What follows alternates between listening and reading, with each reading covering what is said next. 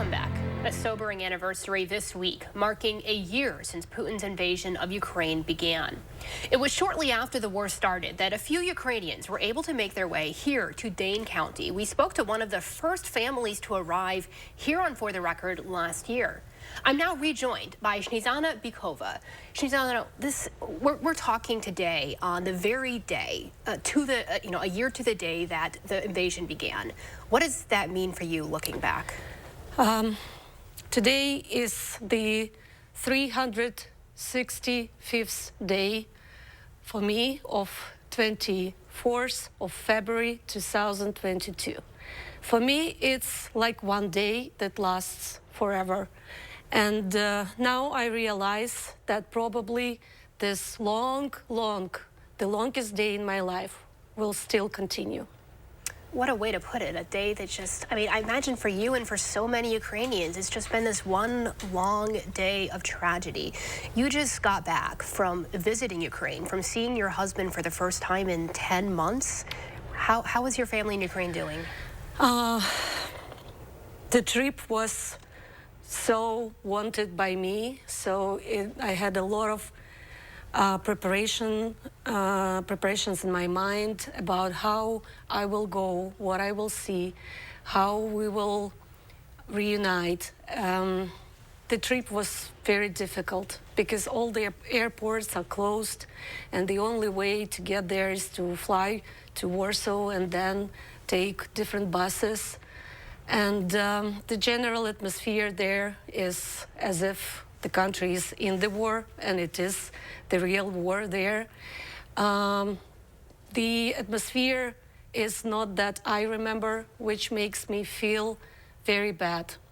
I still have this phantom pain, you know, when you can imagine yourself back on the first day of the war. I still have the same feelings.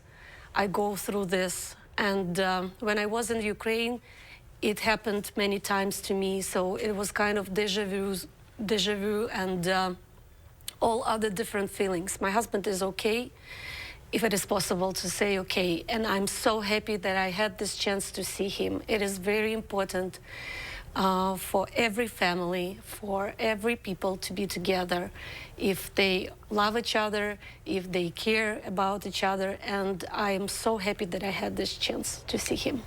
We were speaking a bit before this interview off camera, talking about, you and your children have settled here. Your young daughter has now a new set of friends. She's, adjusted well at school.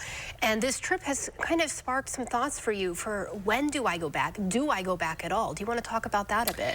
Yeah, to make my life here easier, psychologically, I put a deadline in my head for myself that probably the war will end in August and we will be able to go home. Unfortunately, after my visit of Ukraine, I'm sure that we need to stay longer. And it's very tricky situation because I see how my kids are settling. And I can say that my daughter, she's very happy here because she goes to amazing school. She found many friends, and she's talking to me about this possibility to go back. And she begs me, Mom, please do not do it to me again because I lost my school, my friends once, and I don't want to do it. And this is the most difficult question for me, what to do next. But I totally understand. Again, my motivation is the same as it was before when I was trying to save my kids. I should do everything possible for my kids to be happy and live their happy kids' life. And of course, we will stay longer. And also, it depends on the government if we will get this extension of our legal stay here, and it's quite a process. I'm sure that we will have this chance this year, but what will happen next, I don't know. So I came here with a lot of different thoughts, and I understand that I need to change my strategy, which is not that easy. And for me, you know, I'm kind of running around all this year long, and I see that I need to work harder to make my kids happy. Mm-hmm.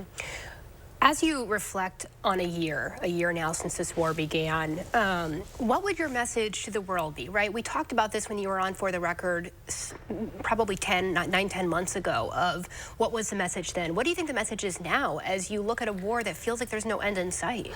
I'm so thankful for all countries, especially United States, government of the United States, for such an amazing support and friendship. As you know, President Biden visited Kyiv recently, and it was unexpectedly for all of us. And I think that this is what all leaders of the world should do. They need to continue to show the support to our country, because time flies, and everything that is happening shows that we are the good side. And this is our country. This is not our war. We were invaded.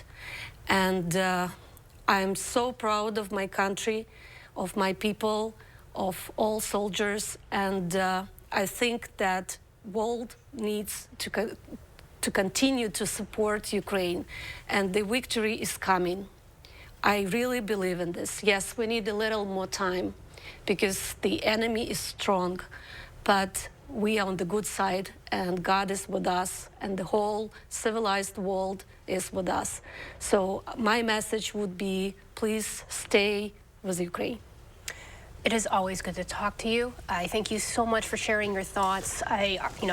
Our station, our whole community, I know our thoughts are with you, with your family, with your husband, your family back in Ukraine, and with Ukraine as a whole.